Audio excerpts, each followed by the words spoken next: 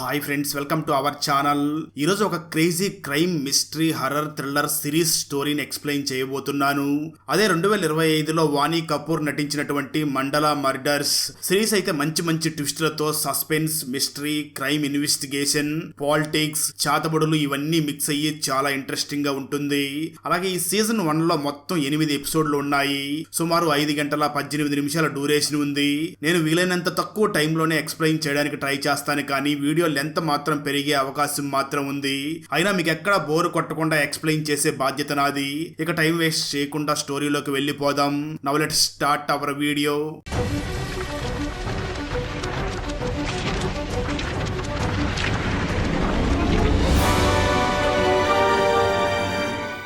Open చేస్తే అది 1952వ సంవత్సరం. నార్త్ ఇండియాలోని చరణ్ దాస్ పూర్ అనే ప్రాంతంలో వరుణ ఫారెస్ట్ అనే ఒకటి ఉంటుంది.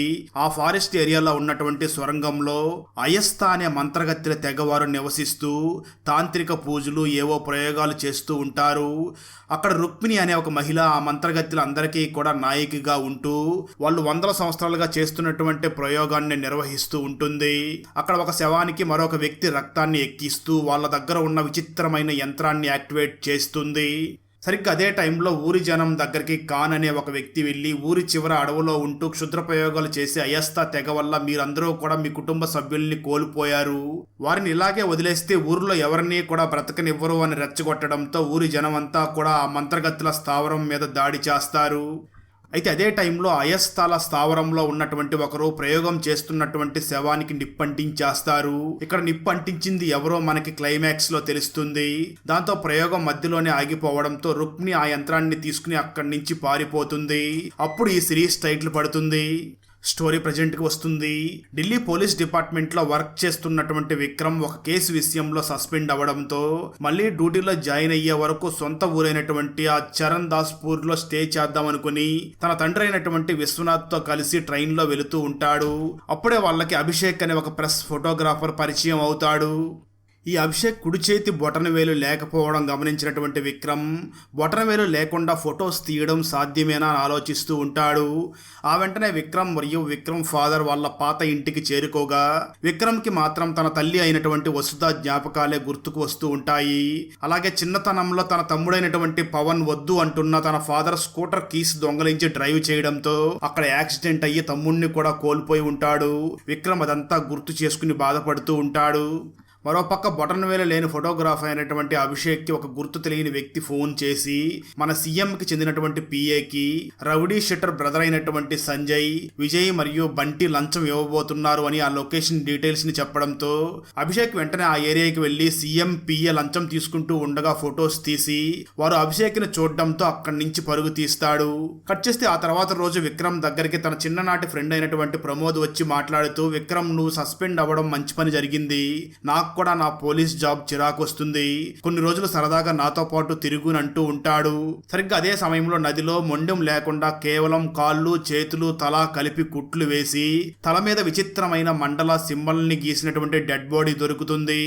అయితే దగ్గరికి వెళ్ళి చూడగా అది ఫోటోగ్రాఫర్ అభిషేక్ డెడ్ బాడీ అని అర్థమవుతుంది. అయితే మొండెం మాత్రం మిస్ అయి ఉంటుంది.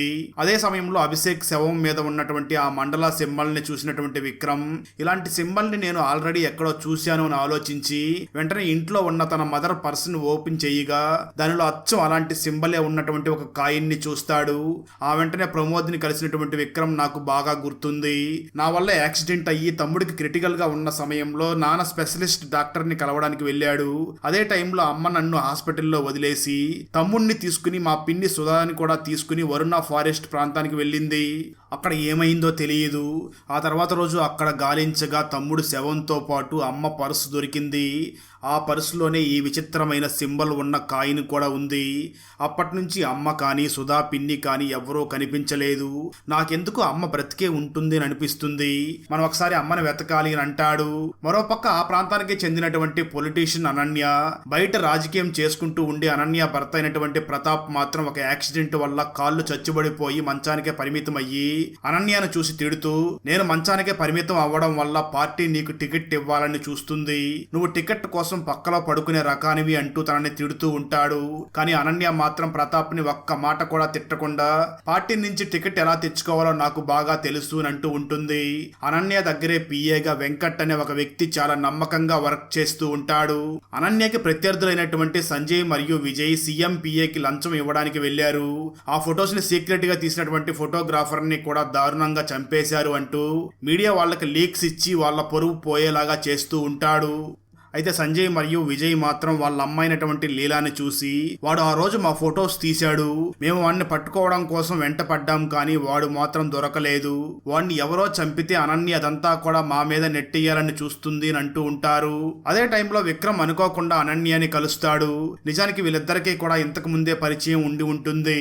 అనన్య చెల్లైనటువంటి కవితని విక్రమ్ ఇంతకు ముందు లవ్ చేసి ఉండి ఉంటాడు. అయితే ఇప్పుడు ఆ కవిత హాస్పిటల్లో కోమాలో ఉంటుంది. కవిత ఎలా కోమాలోకి వెళ్ళింది అన్నది మనకు తర్వాత తెలుస్తుంది. కారులో వెళుతూ ఉండగా అనన్య తన పిఏ అయినటువంటి వెంకట్ ని చూసి, మనం సంజయ్ మరియు విజయ్కి వ్యతిరేకంగా అయితే ప్రచారం అయితే చేస్తున్నాం, కానీ దానికి ఎటువంటి సాక్ష్యాలు లేవు, సో నువ్వు పోలీసులతో మాట్లాడి వాళ్ళిద్దరినీ కూడా జనరల్ ఎంక్వైరీ కోసమని కస్టడీలోకి తీసుకోమని చెప్పు.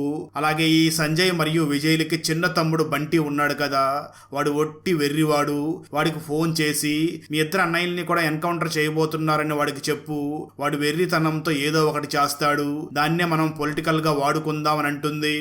అలాగే ప్లాన్ ప్రకారం పోలీసులు జనరల్ ఎంక్వైరీ కోసమని సంజయ్ మరియు విజయ్ని తీసుకుని వెళుతూ ఉండగా ఆ బంటి మాత్రం తన బ్రదర్స్ ని ఎన్కౌంటర్ చేయబోతున్నారు అనుకుని పోలీసుల మీద కాల్పులు జరుపుతాడు. దాంతో అక్కడ ఉన్నటువంటి ఒక కానిస్టేబుల్ చనిపోతాడు. దాంతో ప్రజల్లో వారికి చాలా చెడ్డ పేరు వస్తుంది. ఆ వెంటనే సీఎం ని కలిసినటువంటి అనన్య మాట్లాడుతూ, నీ పిఏ వెళ్లి లంచం తీసుకోవడం ఫోటోగ్రాఫర్ అభిషేక్ ఫొటోస్ తీశాడు, నేను నా మనసులతో వాడి కెమెరా నుంచి నా ఫొటోస్ ని డిలీట్ చేయించాను, కానీ సేఫ్టీ కోసం ఒక కాపీ నా దగ్గర పెట్టుకున్నాను, మన పార్టీ ఎలక్షన్స్ లో నాకు టికెట్ ఇవ్వకపోతే ఆ ఫొటోస్ ని రిలీజ్ చేస్తాను అని బ్లాక్ మెయిల్ చేసి వెళ్లిపోతుంది. మరోపక్క సిబిఐ ఆఫీస్లో వర్క్ చేసే రియాకి ఎప్పుడూ కూడా కలలో తనకు తానే కనిపిస్తూ ఏదో మాట్లాడడానికి ట్రై చేస్తూ ఉంటుంది. అలాగే ఒక పాత కేసు విషయంలో ఒక గ్యాంగ్ మీద అటాక్ చేసినప్పుడు అనుకోకుండా ఒక చిన్నపిల్ల చనిపోవడంతో అప్పటి నుంచి కూడా రియాకి ఆ చిన్నపిల్ల కనిపిస్తూ ఉంటుంది. అలా కనిపించిన ప్రతిసారి కూడా రియా ఫ్రీజ్ అయ్యి షాక్లో ఉండిపోతూ ఉంటుంది.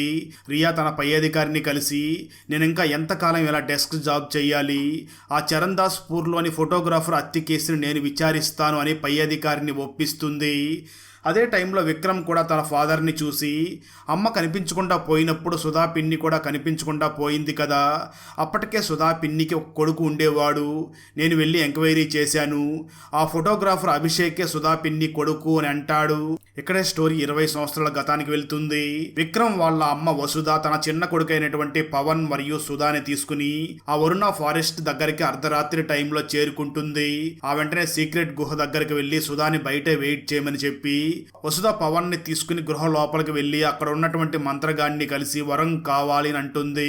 ఆ మంత్రగాడు మాత్రం వరం కావాలంటే త్యాగం చెయ్యాలి అని అంటాడు. అందుకు ఓకే చెప్పినటువంటి వసుధ వెంటనే తన పర్సు నుంచి ఒక కాయిన్ ని బయటికి తీస్తుంది.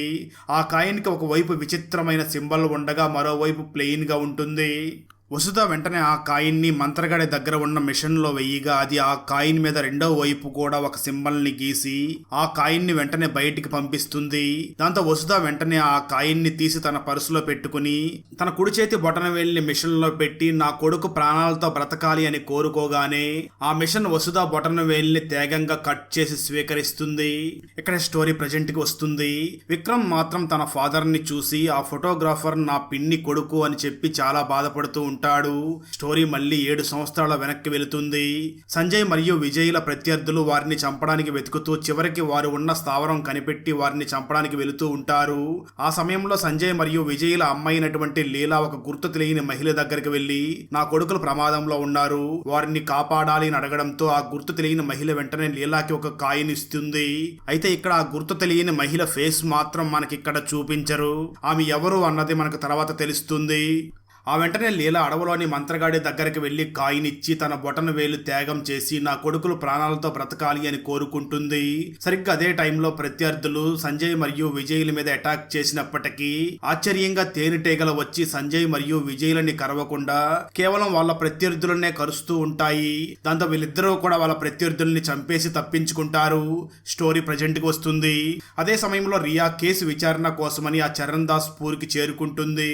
మరోపక్క విక్రమ్ వెళ్లి తన పిన్ని కొడుకైనటువంటి అభిషేక్ వైఫ్ ని కలిసి ఎంక్వైరీ చేయగా అభిషేక్ తల్లి చాలా కాలం క్రితం ఎందుకు అడవుల్లోకి వెళ్లి కనిపించకుండా పోయింది, కానీ కొన్నేళ్ల క్రితం పిచ్చిదయ్యి కనిపించింది, ఇప్పుడు ఆమె పక్క ఊర్లో ఉంటుంది అని చెప్పడంతో విక్రమ్ తన పిన్ని సుధాని కలవడానికి బయలుదేరి వెళ్తాడు.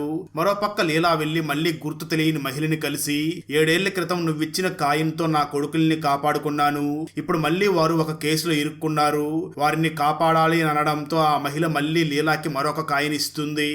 అయితే గుర్తు తెలియని మహిళ దగ్గర ఉన్న మోగదైనటువంటి మైథిలి మాత్రం ఆ గుర్తు తెలియని మహిళని చూసి ఎందుకు నువ్వు అడిగిన ప్రతి ఒక్కరికి కాయని ఇస్తున్నావు అని అనగా ఆ గుర్తు తెలియని మహిళ మాత్రం విధిరాత్రిని ఎవరూ మార్చలేరు అని అంటుంది.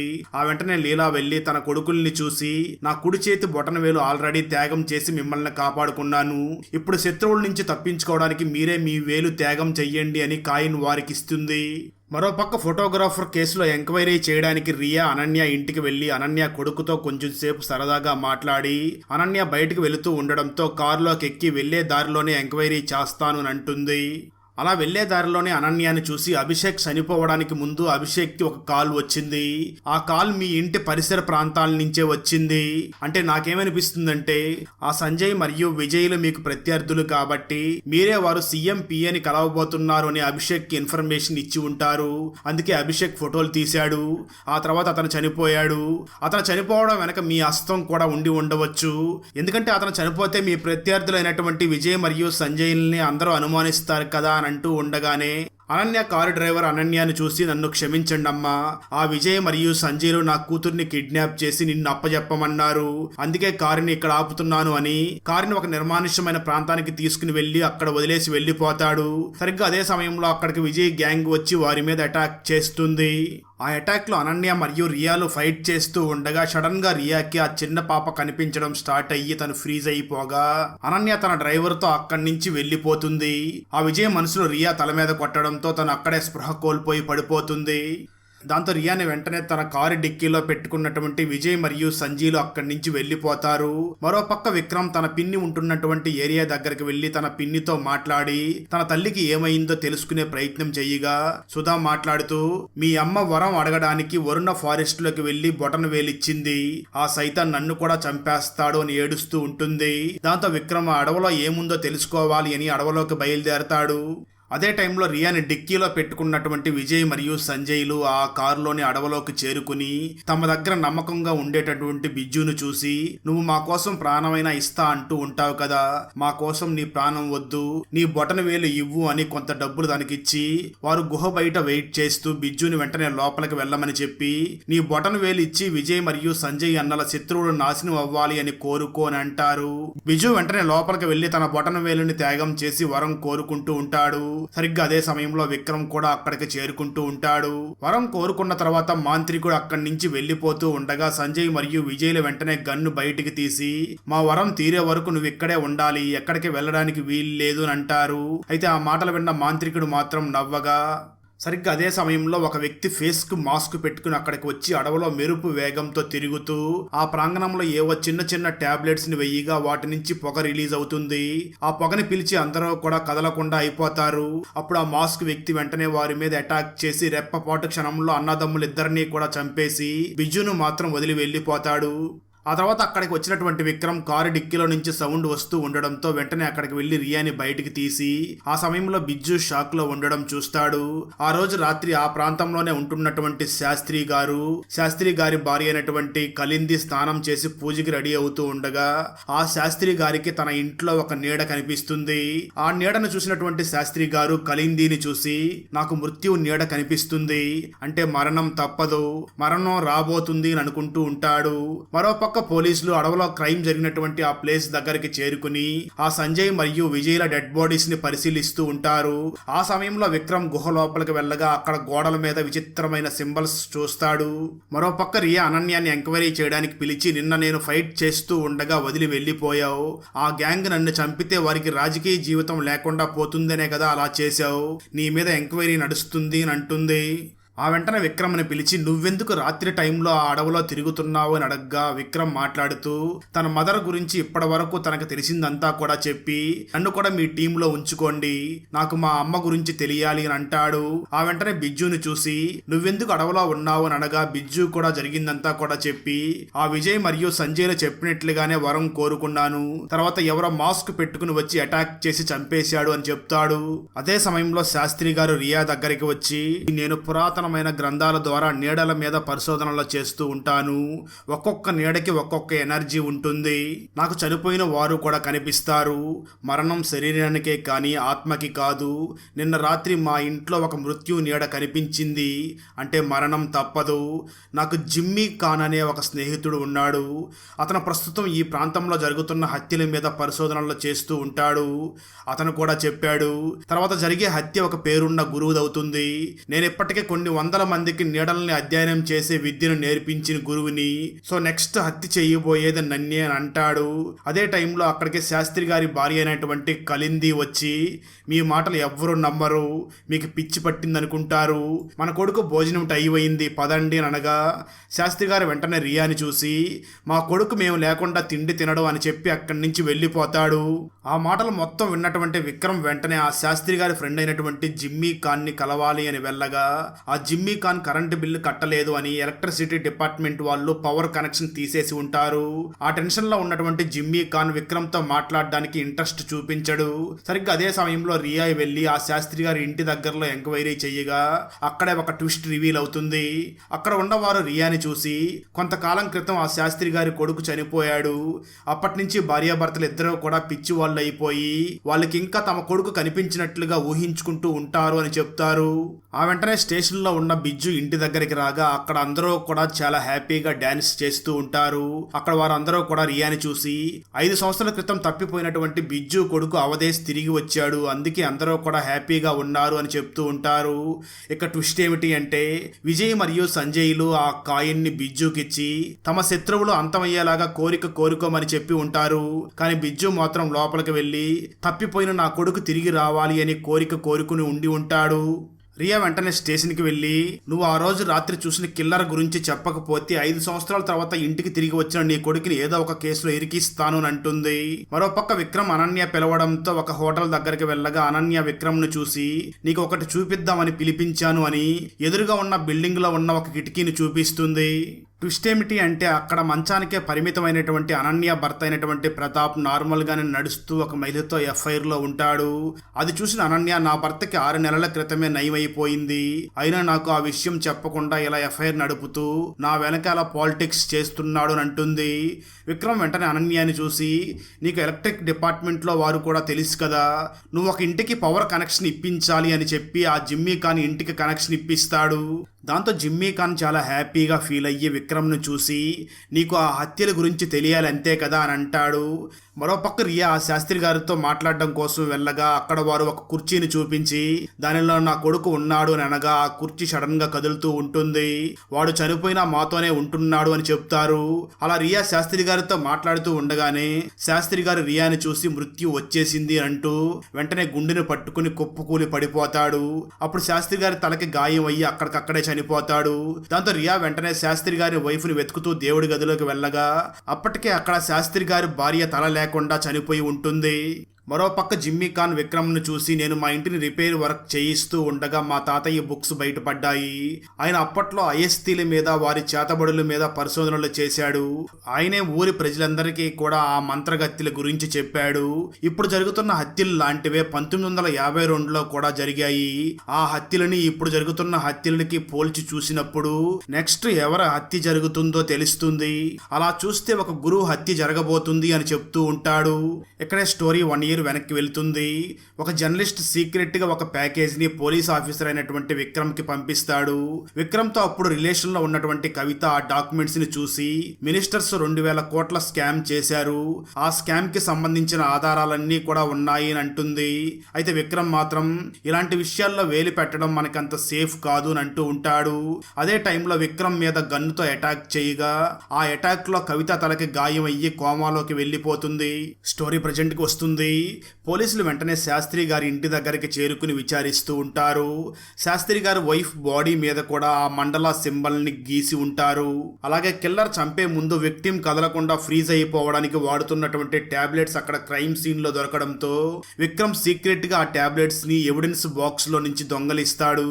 అలాగే పోలీసులకి శాస్త్రి గారి వైఫ్ రూమ్ లో సీక్రెట్ గా దాచినటువంటి ఆ మండల సింబల్ దొరకడంతో వాటిని గమనించిన జిమ్మీ ఖాన్ చూస్తుంటే శాస్త్రి గారి వైఫ్ అయినటువంటి కలింది కూడా ఒక గురువు లాగానే ఉంది, కానీ ఆమె బయట ప్రపంచానికి మాత్రం సాధారణ ఇంటి బాధ్యతలు చూసుకునే మహిళ లాగానే కనిపించింది.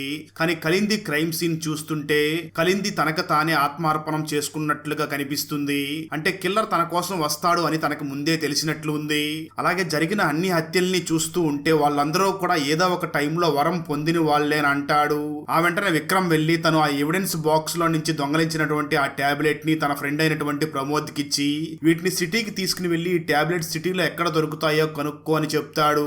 దాంతో ప్రమోద్ వెంటనే సిటీ మొత్తం కూడా ఎంక్వైరీ చేస్తూ ఉంటాడు.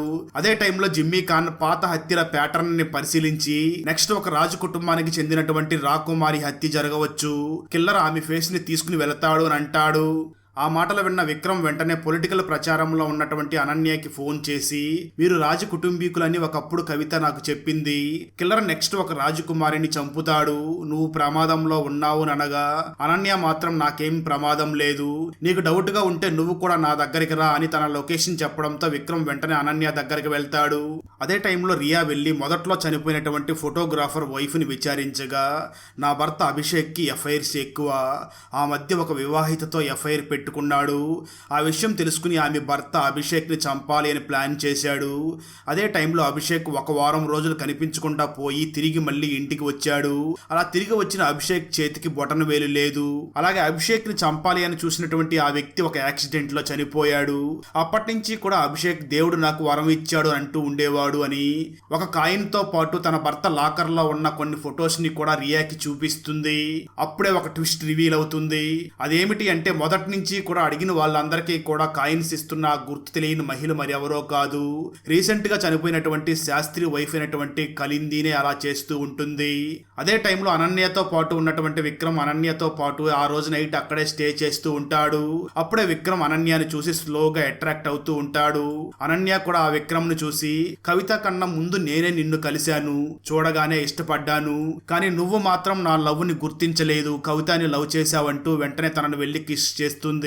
అయితే ఆ విక్రమ్ కి కవిత గుర్తుకు వచ్చి వెంటనే పక్కకు వెళ్లిపోగా సరిగ్గా అదే సమయంలో ఎవరు అనన్య రూమ్ లోకి వచ్చినట్లు అనిపించి వెంటనే తిరిగి మళ్ళీ అనన్య రూమ్ లోకి వెళ్ళగా అక్కడ చనిపోయినటువంటి విజయ్ మరియు సంజయ్ల తమ్ముడైనటువంటి బంటి వచ్చి ఆ అనన్య మీద కోపంతో చంపడానికి ప్రయత్నిస్తూ ఉంటాడు. దాంతో విక్రమ్ వెంటనే ఆ బంటిని ఆపి పోలీసులకి అప్పగిస్తాడు. మరోపక్క ప్రమోద్ ఆ టాబ్లెట్స్ కోసం మొత్తం ఎంక్వైరీ చేస్తూ ఊరి చివర ఉన్నటువంటి ఒక షాప్ దగ్గరికి వెళ్లి మూసి ఉన్న షాప్ లో నుంచి సౌండ్స్ వస్తూ ఉండడంతో కిటికీ ద్వారా లోపలికి వెళ్తాడు. కొద్దిసేపటికి రియా చనిపోయినటువంటి కలింది ఒక ఆయుర్వేద మెడికల్ షాప్ నడిపేది అని తెలుసుకుని ఆ ప్రమోద్ వెళ్లిన షాప్ దగ్గరకే వెళ్లి ఆ షాప్ లోకి వెళ్ళగా అక్కడ ఉన్న కిల్లర్ రియాతో ఫైట్ చేసి రియాకి దొరకకుండా తప్పించుకుని పారిపోతాడు. అక్కడే విక్రమ్ ఫ్రెండ్ అయినటువంటి ప్రమోద్ ని ఆల్రెడీ కిల్లర్ చంపేసి ఉండగా ట్విస్ట్ ఏమిటి అంటే అనన్య రాకుమారి అనుకుని విక్రమ్ అక్కడ కాపలా కాస్తూ ఉంటాడు. కానీ కిల్లర్ మాత్రం హాస్పిటల్లో కోమాలో ఉన్న అనన్య చెల్లి కవిత కూడా రాకుమారియే కాబట్టి కిల్లర్ కవితని చంపి ఆమె ఫేస్ ని తీసుకుని వెళ్లిపోయి ఉంటాడు. ఇక్కడ స్టోరీ మళ్ళీ 20 సంవత్సరాలు వెనక్కి వెళ్తుంది. ఒక వ్యక్తి బాగా దగ్గుతూ అనారోగ్యంతో అడవిలోకి వెళ్లి కాయినిచ్చి నా తండ్రికి వచ్చిన జబ్బు నాకు కూడా వచ్చింది, ఇది నా కొడుక్కి రాకూడదు అని వరం తీసుకుని తన బొటన వేలుని త్యాగం చేస్తాడు. కొన్ని రోజుల తర్వాత ఆ వ్యక్తి చనిపోతూ తన కొడుకుని కలింది దగ్గర పనిచేసేటటువంటి మైథిలి దగ్గర అప్పజెప్పి తను చనిపోతాడు. మైథిలి ఆ పిల్లవాడిని తన సొంత కొడుకులాగా పెంచుతుంది. స్టోరీ ప్రెజెంట్ కి వస్తుంది. మైథిలి వెళ్లి తాను పెంచినటువంటి కొడుకైనటువంటి వెంకట్ ని కలుస్తుంది. నిజానికి ఆ మైథిలి పెంచిన వెంకట్ ఇప్పుడు అనన్యకి పిఏగా వర్క్ చేస్తూ ఉంటాడు.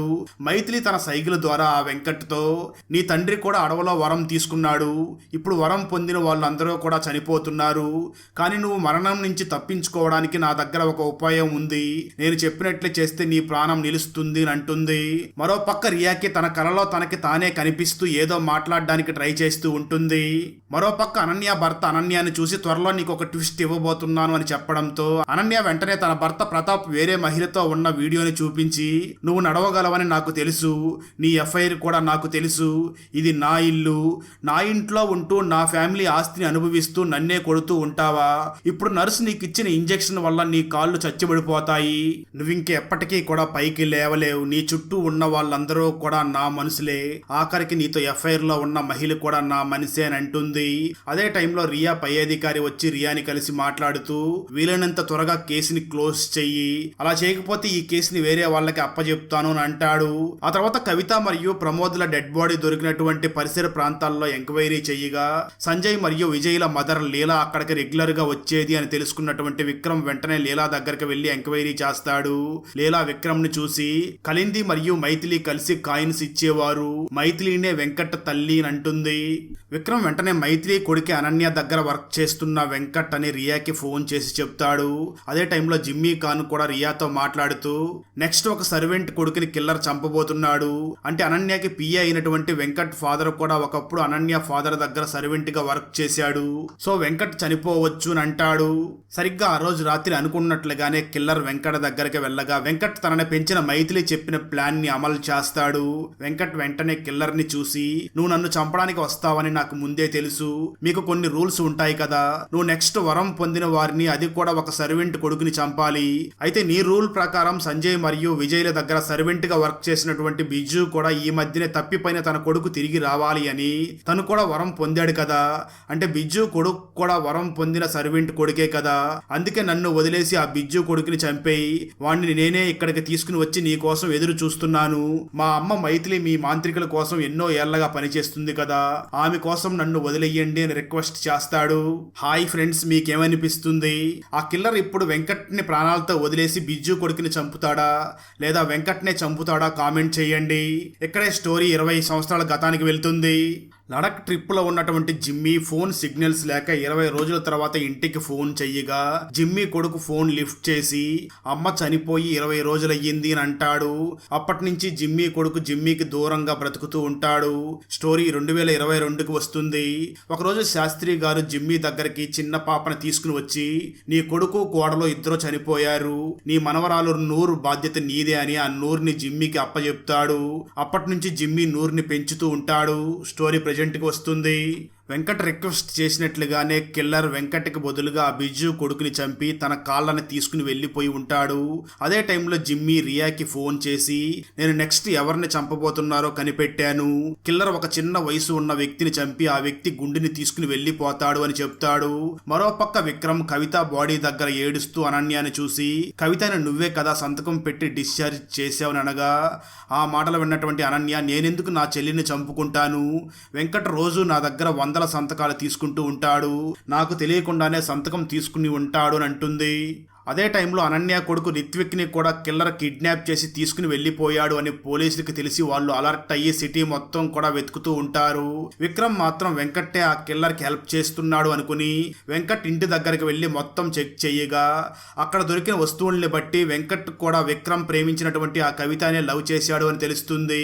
అలాగే వెంకట్ ఇప్పుడు ఎక్కడ దాక్కుని ఉన్నాడో ఆ అడ్రస్ కూడా దొరుకుతుంది.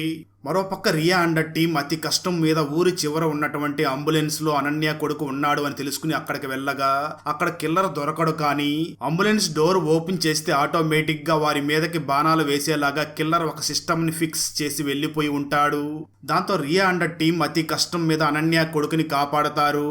మరోపక్క విక్రమ్ వెంకట్ ఉన్నటువంటి లొకేషన్ కి వెళ్లి వెంకట్ ని బాగా కొట్టి, ఎందుకు నువ్వు కవితని చంపావు అని అడగ్గా ఆ వెంకట్ మాట్లాడుతూ, నేనెందుకు కవితని చంపుతాను, నీకన్నా ముందు అంటే చిన్నప్పటి నుంచి కూడా నేను ఆ కవితని లవ్ చేశాను, తన కోసమే నేను తన ఫాదర్ దగ్గర పనిలో చేరాను, కానీ మధ్యలో నువ్వు వచ్చావు. అందుకే కవితకి కూడా తెలియకుండా కవిత ఇంట్లో సీక్రెట్ కెమెరాలు పెట్టాను.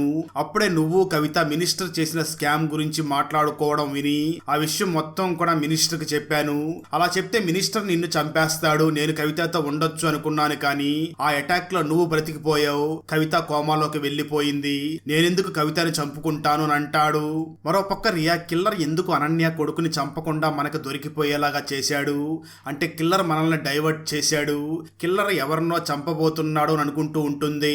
అదే టైంలో జిమ్మీ అనుకోకుండా తన కొడుకు ఫోటోని చూడగా దానిలో తన కొడుకు చేతి బొటన వేలు ఉండదు. అది చూసిన జిమ్మీ వెంటనే కిల్లర్ చంపబోయే పసిపాప నా మనవరాలే అని అనుకుంటూ ఉంటాడు. అలా అనుకుంటూ ఉండగానే కిల్లర్ అక్కడికి వచ్చి మనుషులందరూ కూడా ఫ్రీజ్ అయిపోయేలాగా అక్కడ టాబ్లెట్స్ విసిరేసి జిమ్మీ మనవరాల్ని చంపి గుండెని తీసుకుని వెళ్లిపోతాడు. ఆ వెంటనే రియా హాస్పిటల్లో ట్రీట్మెంట్ తీసుకుంటున్నటువంటి జిమ్మీ దగ్గరికి వెళ్ళగా జిమ్మీ వెంటనే రియాకి తన దగ్గర ఉన్నటువంటి ఒక బుక్ లోని ఫోటోని చూపిస్తాడు. ట్విస్ట్ ఏమిటి అంటే ఆ బుక్ లో నందిని అనే మహిళ అచ్చం రియా లాగానే ఉంటుంది. ఇక్కడే స్టోరీ 1951కి వెళ్తుంది. రియా అమ్మమ్మ అయినటువంటి నందిని తన భర్త అయినటువంటి అనంతతో కలిసి ఆ ప్రాంతానికి వస్తారు. ఇద్దరు సైంటిస్టులు కావడంతో ఇద్దరు వెళ్లి జిమ్మీ తాతయ్య అయినటువంటి ఖాన్ ని కలిసి అడవిని ఖాళీ చేశారా అని అంటారు. అయితే ఖాన్ మరియు మిగిలిన అధికారులు మాత్రం వారిని చూసి గవర్నమెంట్ న్యూక్లియర్ ప్లాంట్ పెట్టడానికి వేరే ప్రాంతం చూసుకోవడం బెటర్. మీరు చెప్తున్న ఏరియాలో అయస్తి తెగకు చెందిన మంత్రగాళ్ళు వారి దైవానికి క్షుద్ర పూజలు చేస్తూ బయట ప్రపంచానికి దూరంగా ఉంటారు. వారిని ఖాళీ చేయించడం అంత సులభం కాదు అని చెప్పడంతో అనంత వెంటనే నందినిని తీసుకుని ఆ ప్రాంతానికి వెళ్ళగా అక్కడ వారి నాయకురాలైనటువంటి రుక్మిణి నందినిని చూసి ఒకరి మతం మరొకరికి క్షుద్ర పూజలు లాగానే కనిపిస్తుంది. మమ్మల్ని మంత్రగాళ్ళు అంటారు. మా దైవం చాలా గొప్పవాడు. తన భక్తుల్ని కూడా తానే ఎంచుకుని అడిగిన కోరికల్ని తీరుస్తూ ఉంటాడు అని అంటుంది. అనంత మాత్రం ఇక్కడ న్యూక్లియర్ ప్లాంట్ రాబోతుంది, మీరు ఖాళీ చెయ్యండి అని అంటాడు. అయితే రుక్మిణి మాత్రం ఈ ప్లేస్ ని నాశనం చేస్తే మిమ్మల్ని ఎవరో కూడా కాపాడలేరు అని అంటుంది. ఆ తర్వాత రోజు అనంత్ ఆర్డర్స్ ప్రకారం ఆ అయస్తుల ప్రాంతాన్ని పగలగొట్టడం మొదలు పెట్టగా రుక్మిణి వెంటనే ఊరి జనాన్ని చూసి ఈ ప్రపంచం అంతం అవ్వబోతుంది అని శపిస్తుంది. ఆ వెంటనే ఒంటరిగా ఉన్నటువంటి నందిని దగ్గరికి వెళ్లి నీ గురించి కూడా మా గ్రంథంలో ఆల్రెడీ రాసి ఉంది. ఎప్పుడైతే మా ప్రాంతం మీద దాడి జరుగుతుందో అప్పుడు మమ్మల్ని కాపాడడానికి మా దైవం ఒక దూతని పంపిస్తాడు. ఆ దూత సాంకేతిక జ్ఞానం కలిగి ఉంటుంది. నువ్వు ఒక సైంటిస్ట్వే కదా, అలాగే దూత గర్భవతిగా కూడా ఉంటుంది. అంటే నువ్వు ఇప్పుడు ప్రెగ్నెంట్ గానే ఉన్నావు కదా, అలాగే దూత ఒక విధవ అయి ఉంటుంది అని అంటూ ఉంటుంది. సరిగ్గా అదే టైంలో ఒక వ్యక్తి పరిగెట్టుకుంటూ నందిని మేడం దగ్గరికి వచ్చి అమ్మ అయ్యగారు బైక్ మీద వస్తూ ఉండగా చెట్టు విరిగి అయ్యగారి మీద పడి అయ్యగారు చనిపోయారు అని అంటాడు. అంటే నందిని ఇప్పుడు విధవ, అంటే వీడో అవుతుంది.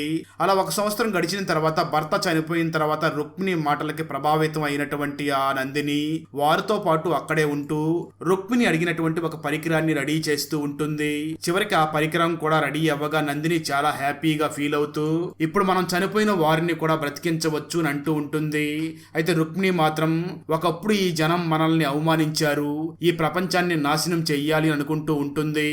ముందుగా ఆ మిషన్ ద్వారా అడిగిన వారి కోరికలన్నీ తీర్చి ఆ తర్వాత కోరికలు తీర్చుకున్న వారినే చంపి వారందరి నుంచి ఒక్కొక్కరి నుంచి ఒక్కొక్క అవయవాన్ని తీసుకుని వాటన్నిటినీ కలిపి ఒక బాడీ లాగా చేసి చివరికి మరో వ్యక్తి నుంచి ఆ బాడీకి రక్తాన్ని సప్లై చేసి వారి దైవం అయినటువంటి అయస్తిని సృష్టించబోతూ ఉంటారు. సరిగ్గా అదే టైంలో ఊరి జనం వారి మీద అటాక్ చేయగా అదే టైంలో నందిని కూడా రుక్మిణి ఈ ప్రపంచం నాశనం కోరుకుంటుంది అని ఆ రుక్మిణిని ఎలాగైనా ఆపాలి అని అనుకుంటుంది. అయితే రుక్మిణి మాత్రం నందినిని పొడి చేసి ఆ ప్రయోగం ప్రారంభించగా నందిని మళ్ళీ లేచి ఆ బాడీకి నిప్పంటించేసి చనిపోతుంది. ఊరి జనం కూడా అక్కడికి వచ్చేయడంతో రుక్మిణి ఆ యంత్రాన్ని తీసుకుని అక్కడి నుంచి పారిపోతుంది. ఆ తర్వాత నందిని కూతుర్ని ఒక పోలీస్ ఆఫీసర్ పెంచగా ఆ నందిని మనవరాలే ఈ రియా అయి ఉంటుంది. స్టోరీ ప్రెజెంట్ కి వస్తుంది. జరిగింది మొత్తం తెలుసుకున్నటువంటి రియా ఇంతకాలం నాకు నేనే కలలో కనిపిస్తున్నాను అనుకున్నాను, కానీ నాకు కలలో కనిపిస్తున్నది నా అమ్మమ్మ అని అనుకుంటుంది. స్టోరీ మళ్ళీ గతానికి వెళ్తుంది. ఐఎస్టీ గ్రూప్ కే చెందినటువంటి శాస్త్రి గారి భార్య అయినటువంటి కలింది ఇద్దరు అమ్మాయిల్ని బాగా ట్రైన్ చేసి బ్లాక్ డ్రెస్ ఫేస్ కి మాస్కులు వేసుకుని వారు ఎవరిని చంపమంటే వారిని చంపి అవయవాలు తీసుకువచ్చేలాగా ట్రైన్ చేస్తుంది. స్టోరీ ప్రజెంట్ కి వస్తుంది. అలా కలింది దగ్గర ట్రైనింగ్ తీసుకున్నటువంటి కిల్లర్ విక్రమ్ ఇంటికి వెళ్లి విక్రమ్ ని కిడ్నాప్ చేస్తుంది. అదే టైంలో వెంకట్ వాళ్ళ మదర్ మైథిలి ఫారెస్ట్ ఏరియాకి వెళ్ళింది అని తెలుసుకుని పోలీసులు కూడా ఫారెస్ట్ ఏరియాకి బయలుదేరి వెళ్తారు. రియా అండ్ టీం కూడా విక్రమ్ కోసం వెతుకుతూ ఫారెస్ట్ లోకి వెళ్తారు. అలా రియా ఒక సొరంగంలోకి వెళ్ళగా పోలీసుల్లోనే ఉన్నటువంటి ఐఎస్టీ మనిషి ఆ రియా వెళ్ళినటువంటి సొరంగం డోర్ ని క్లోజ్ చేసేస్తాడు. అప్పుడే ఒక ట్విస్ట్ రివీల్ అవుతుంది. పాత బుక్స్ లో ఉన్న ఫొటోస్ ని చూసినటువంటి జిమ్మీ రుక్మిణి మరెవరో కాదు అనన్య వల్ల నాయనమ్మ అని తెలుస్తుంది. మరోపక్క అనన్య కూడా తన నాయనమ్మ రుక్మిణి లాగానే డ్రెస్ చేంజ్ చేసుకుని ఇప్పుడు నేనే ఐఎస్టీలకి నాయకురాలని అంటూ విక్రమ్ ముందుకు వచ్చి నువ్వంటే నాకు ఇష్టమే కానీ ఇలా చెయ్యక తప్పడం లేదు. ఇది 100 సంవత్సరాల నాటి కళ. ఆ కళ ఇప్పుడు నెరవేరబోతుంది. మా దైవాన్ని సృష్టించబోతున్నాము. దీనికోసం ఇప్పటి వరకు అందరినీ చంపి ఒక్కొక్క అవయవాన్ని సేకరించాను. చివరికి నా చెల్లి ఫేస్ ని కూడా తీసుకున్నాను. ఇప్పుడు నీ రక్తం కావాలి. చనిపోయే ముందు నువ్వు ఎంతగానో ఎదురు చూస్తున్నటువంటి నీ తల్లిని చూస్తావా అంటూ విక్రమ్ తల్లి వసుధాని తీసుకుని వచ్చి చూపిస్తుంది. వసుధ గతం మర్చిపోయి విక్రమ్ ని గుర్తుపట్టలేకుండా అనన్య చెప్పిన పనిలే చేస్తూ నా కొడుకు బ్రతకాలి అనే ఒకే ఒక్క పదాన్ని మళ్ళీ మళ్ళీ అంటూ ఉంటుంది. చివరికి వసుధాని అనన్య చెప్పినట్లు విక్రమ్ రక్తాన్ని వారు తయారు చేసినటువంటి ఆ బాడీకి ఎక్కిస్తుంది. ఇక్కడే స్టోరీ గతానికి వెళ్తుంది. విక్రమ్ మదర్ తన చిన్న కొడుకుని తీసుకుని అడవులోకి వెళ్లి కాయిన్ వేసి నా కొడుకు ప్రాణాలతో బ్రతకాలి అని వరం కోరుకుని తన ఫింగర్ ని ఇచ్చేస్తుంది. అయితే వసుధ చిన్న కొడుకు మాత్రం చనిపోతాడు. దాంతో వసుధ ఆ మాంత్రికుడిని వెంబడిస్తూ వెళ్ళగా ఆ మాంత్రికుడు రుక్మిణి దగ్గరకు వెళ్ళి ఈ మహిళ కోరిక కోరుకుంది. మిషన్ నుంచి కోరిక నెరవేర్చడానికి శక్తి అయితే విడుదలయ్యింది కానీ అప్పటికే ఆమె కొడుకు చనిపోయి ఉన్నాడు. అందుకే ఆమె కోరిక నెరవేరలేదు. షాక్లో పిచ్చి పట్టినట్లు అయిపోయింది. ఈ పిచ్చిదాన్ని చంపేయమంటావా అని అంటాడు. అయితే రుక్మిణి మాత్రం ఆమె త్యాగాన్ని చేసింది కానీ వరాన్ని పొందలేదు. సో మనం ఆమె వరం పొందే వరకు కూడా చంపకూడదు అని అంటుంది. అప్పటి నుంచి వసుధ అక్కడే వారితో పాటు ఉంటుంది. స్టోరీ ప్రజెంట్కి వస్తుంది. అనన్య వారి దైవాన్ని సృష్టించే పనిలో ఉండగా రియా అక్కడికి వెళ్తుంది. దాంతో అనన్య కోసం పనిచేసే కిల్లర్ వెళ్ళి రియాతో ఫైట్ చేస్తూ ఉంటుంది. అప్పుడే రివీల్ అయ్యే ట్విస్ట్ ఏమిటి అంటే విక్రమ్ రక్తం ఆ బాడీలోకి వెళ్లకుండా రివర్స్లో మళ్ళీ విక్రమ్ బాడీలోకి వెళ్ళిపోతూ ఉంటుంది. అంటే 20 ఏళ్ల క్రితం విక్రమ్ మదర్ కోరుకున్న నా కొడుకు ప్రాణాలతో బ్రతకాలి అన్న కోరిక ఇప్పుడు నెరవేరుతూ ఉంటుంది. అందులో భాగంగానే అనన్య విక్రమ్ని చంపాలి అనుకున్న విక్రమ్ చావకుండా బ్రతుకుతాడు. అదే టైంలో రియా కూడా కిల్లర్ని బంధించి ఆ వసుధాని చంపబోతున్నటువంటి అనన్యాన్ని తన నాయనమ్మని పొడిచినట్లుగానే పొడిచి చంపేస్తుంది. అలా విక్రమ్ మరియు విక్రమ్ మదర్ని కాపాడగా కిల్లర్ని జైల్లో వేసి అనన్య కేసు క్లోజ్ అయ్యింది అనుకుంటూ ఉంటుంది. అయితే మరో కిల్లర్ జైలు దగ్గరికి వెళ్లి ఆ కిల్లర్ని విడిపించగా పోలీసులు ఎవిడెన్స్ రూమ్ లో ఉన్నటువంటి మిషన్ కూడా యాక్టివేట్ అవుతుంది. అక్కడతో ఈ సీజన్ 1 అయిపోతుంది. నెక్స్ట్ ఏం జరుగుతుందో చూడాలి అంటే మనం సీజన్ 2 కూడా చూడాల్సిందే. సీజన్ 2 రిలీజ్ అవగానే దాన్ని కూడా ఎక్స్ప్లెయిన్ చేసి ఆ వీడియో లింక్ ని ఈ వీడియో డిస్క్రిప్షన్ లో మరియు కామెంట్స్ లో ఇస్తాను, చూసేయండి. అలాగే ఈ సిరీస్ కొంచెం కన్ఫ్యూజన్ లో ఉంది అనుకుంటే ఈ వీడియోని సెకండ్ టైం చూస్తే ఇంకా బాగా ఎంజాయ్ చేస్తారు. ఇంత లెంత్ వీడియో చేయడానికి చాలా కష్టపడాల్సి వస్తుంది. సో ఒక లైక్ మరియు ఒక కామెంట్ చేస్తే మాకు ఎంకరేజింగ్ గా ఉంటుంది. Thanks for watching. జై హింద్.